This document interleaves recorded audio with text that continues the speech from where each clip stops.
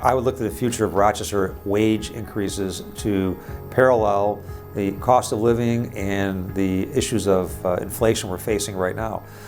You can't keep wages stagnant with inflation growing. The dollar is shrinking by the day at the grocery stores, at the gas pump, with rent and everything else. So Rochester has to keep pace. We have to make sure that we support people that need that support right now. We also have to make sure businesses realize that they have a responsibility as well to take care of their employees.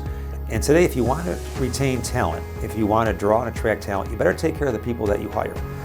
Any company today that mistreats employees, that pays them low wages, that does not really take care of them in today's trying economic times, will soon find out they'll lose those employees.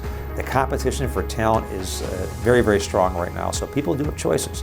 So I think Rochester as a whole, our chamber, our business community, has to be at the forefront. I do believe we could be a national model for wages and for growing those wages in the future. And in terms of the overall economic situation for Rochester, the poverty levels here, child poverty and overall poverty, is something that is totally unacceptable. Syracuse, Rochester, and Buffalo are all probably in the top 10 to 15 in cities across our country, and I don't understand why.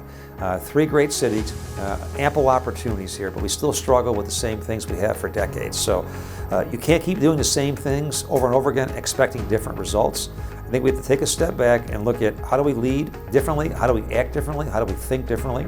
I want to again applaud our MAPI. I've been with our MAPI in some capacity since its inception. I do believe Aqua Porter and team are doing an outstanding job. I think not only are they advocating, but they are educating people, and I think providing great leadership in this effort.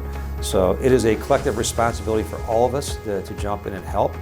Nobody could say it's somebody else's problem. It is our problem, and whether you live in a city, suburbs, or rural areas, it is our collective problem.